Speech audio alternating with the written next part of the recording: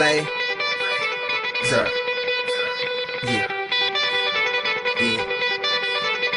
Kane is in the building. Yeah.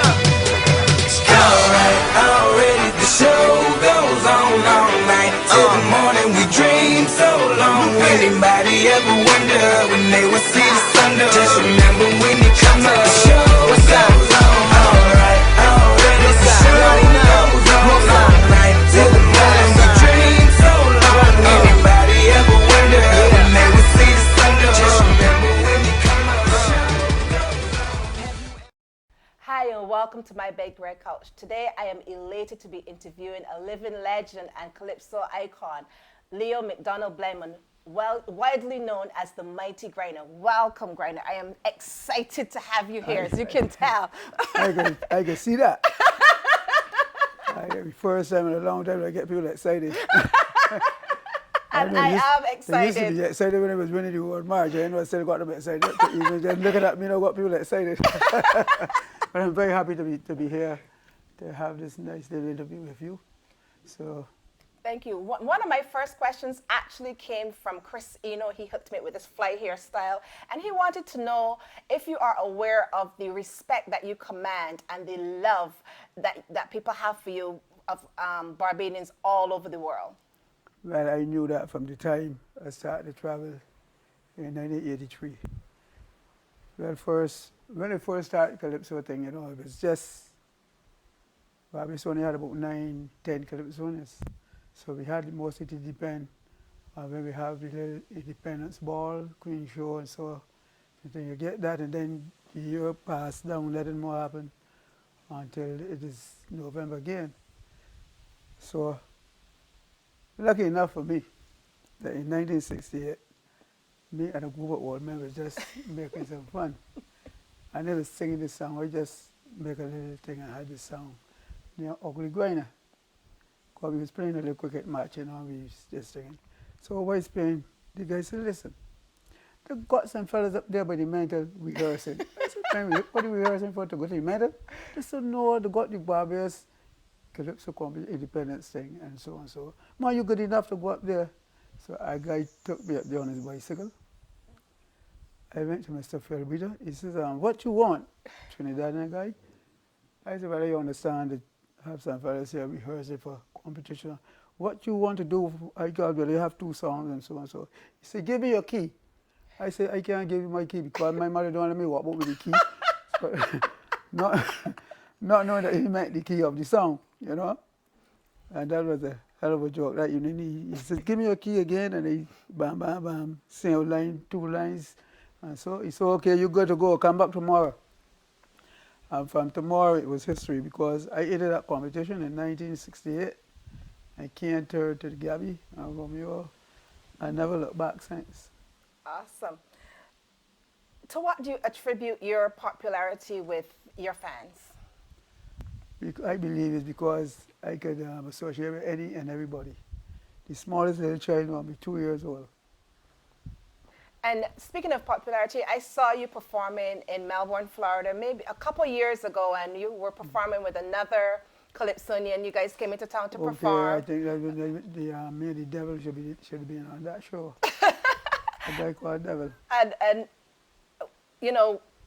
the love and adoration that people showed you when you were performing. You had encore after encore. People were so excited. Some of them were screaming your name, and some of them were even crying because obviously they had not seen you perform in a long time. I think that because that's the first time I've seen me out of Barbados. Yes, and actually that's the first time I'd ever seen you at all perform. I've heard you on the radio, but that's the first time I'd ever seen you perform, and it was like the best experience ever.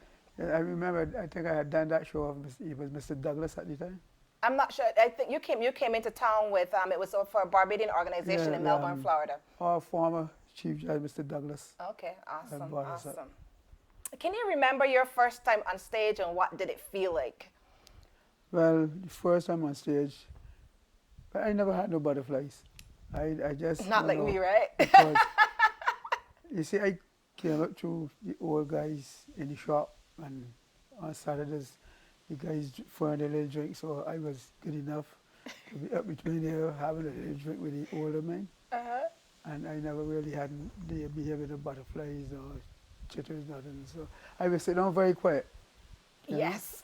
And then when I finished, they would go, you know, then they say, that man, he say, no, so quiet. How you get transformed like that? I just said, it's not transformed. It's just that when I go there, there's a thing that comes. I don't know what it is. And actually, Chris says he thinks that it's the energy from the audience that kind of like transmits itself to you, and then You don't know. you don't know. But it's just that from the time you get there, it's a different motion. My body have a different movementation in it. Yeah. And I find that. You see, and I find I'm a lot, I'm not 150% more confident in myself and better than 21 years ago. Let me see if I'm right. Yeah, 21 years ago. You But I want say- the you want The the reason I'm saying this is because there's 21. How long ago this? 8 and 3 is 11. 6 and 1 is 7. That's 31. 31 years ago, I used to be sleeping like this in the dressing room. And Gabby would come and wake up me and says, "Get up, man, you drunk as with the bad word. Frank, come on, you got to go and mash up this crowd." And you said, just get him a stretch. And you would not believe that that was the guy that was sitting down, sleeping with his head and weight. You know what I'm saying? Weight, you know what I mean? I know what you But a mean. little boozy thing in it, you know, a little liquor. But from 1986 and now, that's the reason I tell, because I haven't drank no rum, nothing, so I drink only a beer. I don't drink the short drinks with the glass again. Awesome. I got married now 10 years ago. Congratulations. And people look at me and tell me, you have done the best thing in the world. By the time you get married, you get younger.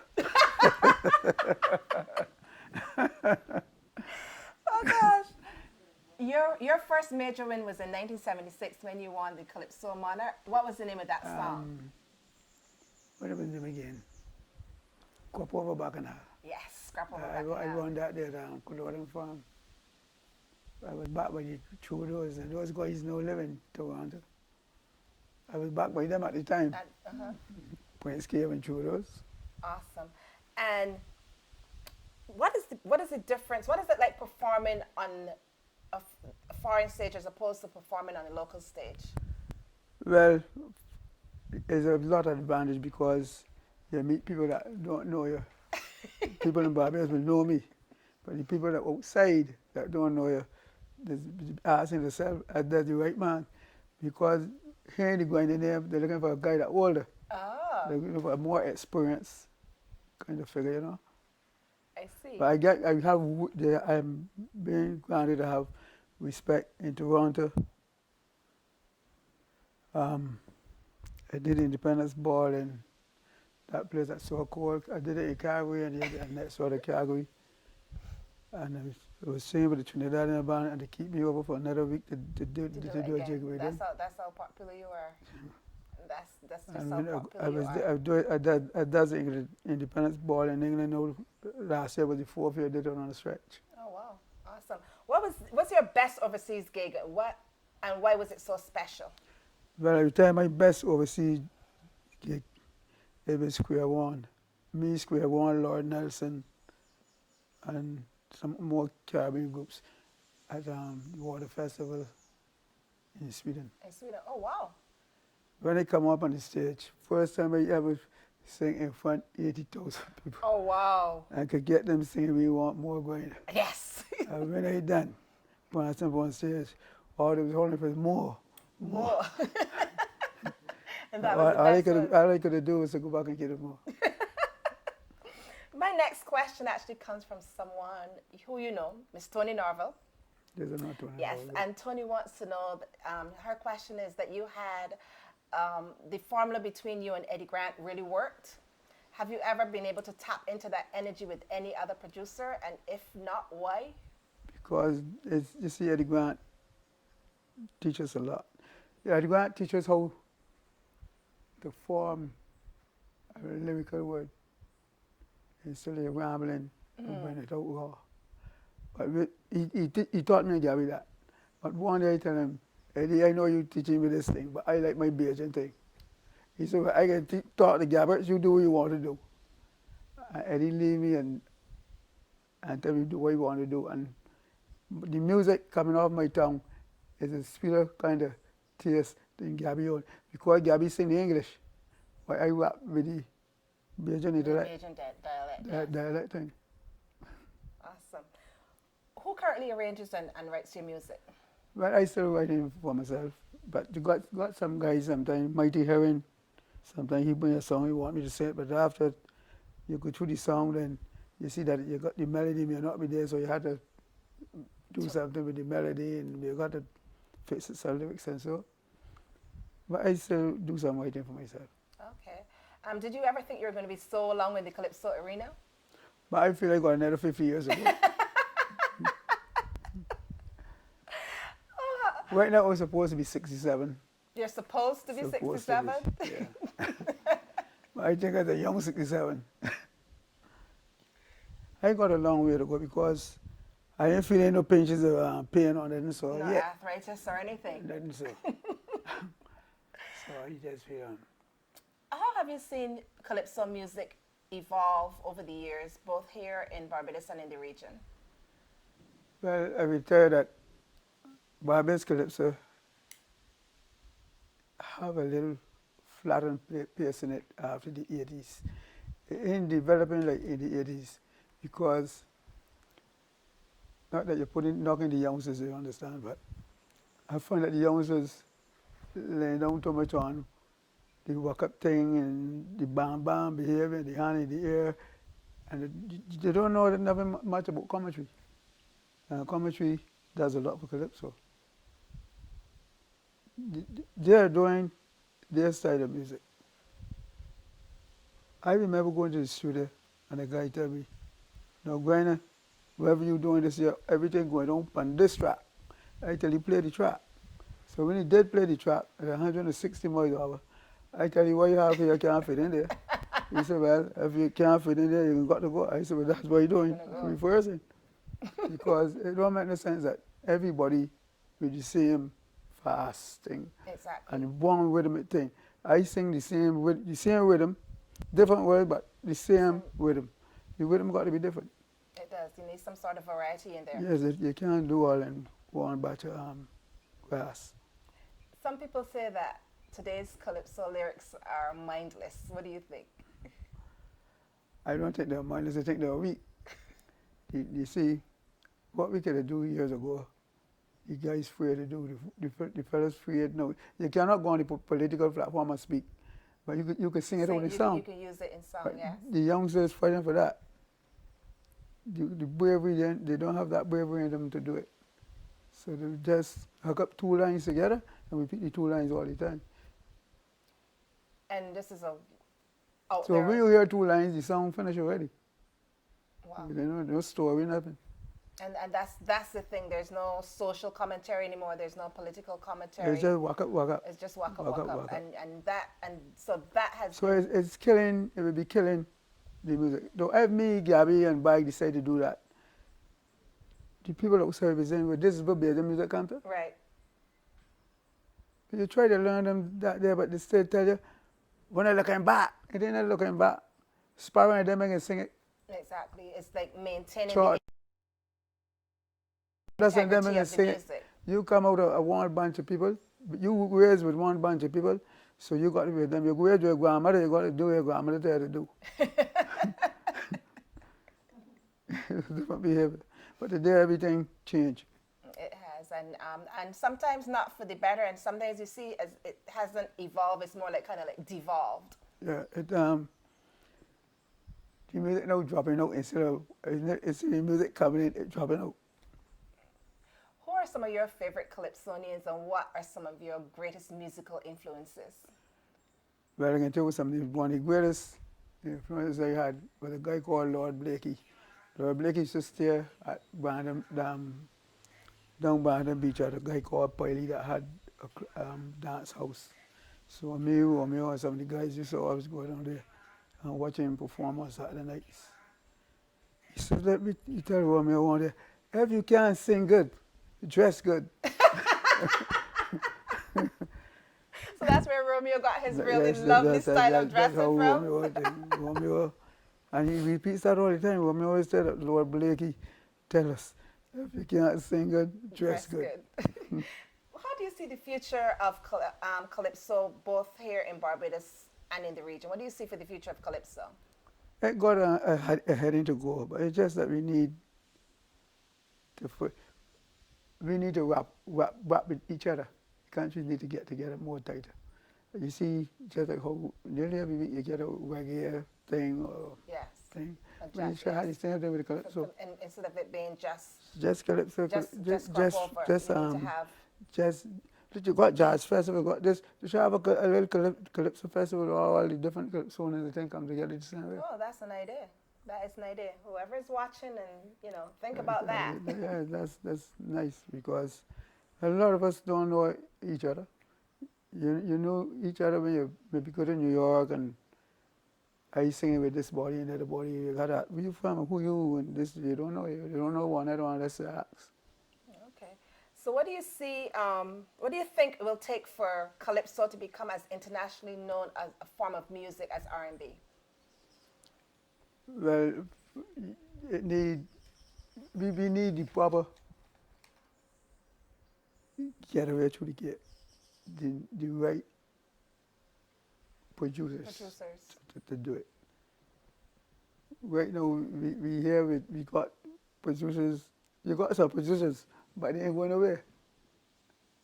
Yeah, they got to stand still because you find a fellow that could only do something when Kwababa on. When Kwababa done, he's sitting down. He should be there sending the work forward. Forward, constantly. That's what you need to do. Are you releasing any songs this year? Are you competing? I plan to. Yeah, I'm going to the studio maybe this week. I have 2 little songs they're going to go in the studio this week with them. But you got to take time to do what you're doing, Right now, I've got some youngsters there that will be singing, so give them a chance. When they get out the way, then you go and they do your thing. Okay, awesome. Do you want to share the names of your songs that you're going to be? Well, I got one near my car. But the other one was just typical. I got the other one penned, but I ain't really starting there. I got 2 names for it, but I try to pick out the right name. What is your personal favorite song, the one that you perform? Which one kind of like holds the most special meaning to you? Well, I like to do Lagoy Han, but when the people keep telling me, you don't sing your best song yet, I ask if it's the best song. You don't sing? And I be singing Lagoy Han. I say, go on. But why tricks them with, I turn back and say, give me the classic. So when I offer, give me the classic to play a T. I love that. I love Mr. T. I love that. I love that. And I learned a lot from traveling with Sparrow and those old guys. One night I was singing in Toronto too. And we was doing the thing that happened in November with I did that with a lady named Margaret. We singing with Sparrow with those that time, me and Gabby. A whole heap of us was doing the thing that we got like what we have here. Like the Kuduma we have here, but the thing Canada name again. Caribana? We was doing the Caribana thing. I rehearsed 4 songs and Sparta got me and said, Grange, you're not doing right. Sing the song that make you. So I asked him with the song, he said you have to sing T. So that's what, and from there everywhere I go, I don't leave unless I sing T. Unless you sing T. You want to say a few bars from T for me now? And the reason for that is because I be sure I am with Sparrow. He don't left on unless he sing Chin and Dinah. Yes, and that's his signature song. So T is your signature song also. All the time. So give us a few bars from T. T, let my God don't hold me, I am me now to be free. Bam, bam, badam. I gonna whip your pants and I gonna make you dance. You gonna feel the eye. Is a that's an ants. I can make your goat. I can sing your bottlenecks. I can beat you with my eggs. Thank you so much. And one last song, No, but you still got a little more to do because, listen, how I managed to get in contact with Eddie Grant for me to be so big is that. So you think that Eddie Grant is the person that yes, pushed you to the level that you're at? Yes, and the reason to say that is I was singing in 1982 in the tent with Gabby. When Gabby had Jack. It was 1982. And I had a song called Walk With Me. Yes, Walk with me, roll walk with me. But then this is about the girl that comes down from Canada. You come from USA. Yeah, but still, she tell me yeah, she even coming down for Caribbean. Everything like that was in the song. So Gabby tell me that he going by Eddie Grant and he wanted to introduce me to Eddie Grant. So it was 1983 when I had tea. Because Gabby is who wrote tea. Yes. And I used to go home. That time I was working at a place called Block and Tile. And I used to write up this song on a cement bike.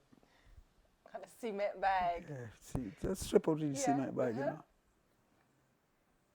I never write up that and thing. And then I working during the day, I get another piece of wire. I was trying to learn it without, so that when you go in the studio, you know it with your head without saying off of paper. And I did that for a couple of times. I went in a place in town called Tehran and back. I really started to sing this song. Gabby come and said, "But what nonsense you doing? You don't sing anything." I'm asking, where Calypso is the singing Ram Shops? And I tell about you, right? There had some guys used to come down with me and sing the Ram Shop. And they pick up that if you want to be a Calypso, you got to be a Ram drinker. They've got lots of thoughts go through you and thing. And when you watch the Trinidad, you see that most of them guys drinks. Anyhow, but going back to the Mr. T thing, so when Gabby introduced me now to Mr. Grant, Grimes, sing this song for me. And I started to sing. He said, "Gabby, your boy's a raw talent." So then he learned me thinking. But at that time, too, 83, I was still hitting a little bit of the steam, so I didn't have the voice like it is, like this kind of, my voice was more husky, you know? Anyway, when I sing the song, they're going to tell me, that is a Calypso voice. You know, I've got to get the sweet voice that Gabby on, that is a Calypso voice. So then when the guys hear the song without any bass, they tell me, "But Eddie ain't doing a good job for you, that sound like rubbish."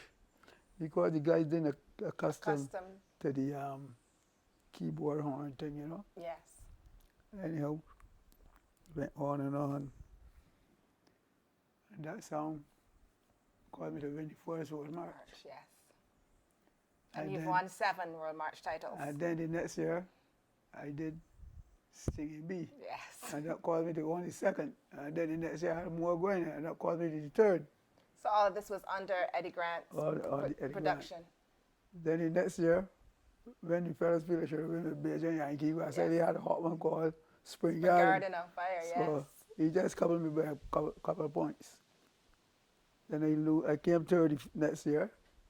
And then the next year I come back and hit them with Wait For Me. Yes.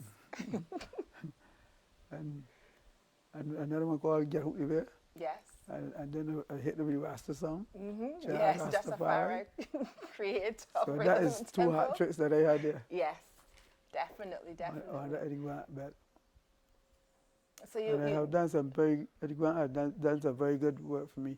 There are some songs that end when World March and things that are very good at that Eddie Grant produced. Yeah. Awesome. And I believe you have over 30 different hits.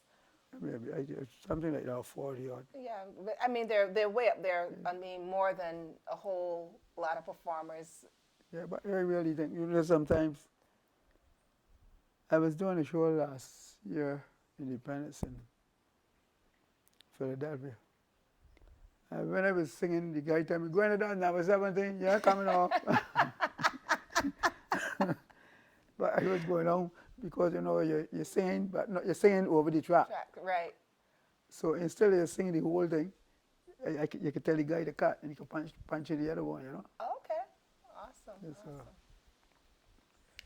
Well, I have one more question for you. If your life were a theme song, what would it be? With a theme song? It would have to be Let White Hand. Why? Because that is a song that I like to sing and the reaction I get. And Rastas love it a lot. Rastas love it Rasta a lot. guys, yeah. Yeah, awesome. Well, I really want to thank you for coming and being interviewed by me. I am one of your greatest fans, and you are, I mean, I don't think you get the recognition that you deserve as a Calypsonian. You've brought some of the most authentic music into the industry, and Barbadians everywhere love you. I know that. They do. I know that. I know all over the island. All over the All island and over. outside of Barbados, you know, even people who are not Barbadians. I remember going to Helsinki at a time, the Square One. And I get up in the morning, we walking, going there. A fella comes, wait, what are you doing here? There's a Bajan everywhere. In every corner of the world, there's a Bajan. Thank you so much for coming. I really appreciate it. It was a pleasure. And I'm happy to be meeting doing you. this here for you and the people of Canada. Thank you so much. I have so many fans up there in Canada. Yes. Until next time, be incredible, be inspired, be red.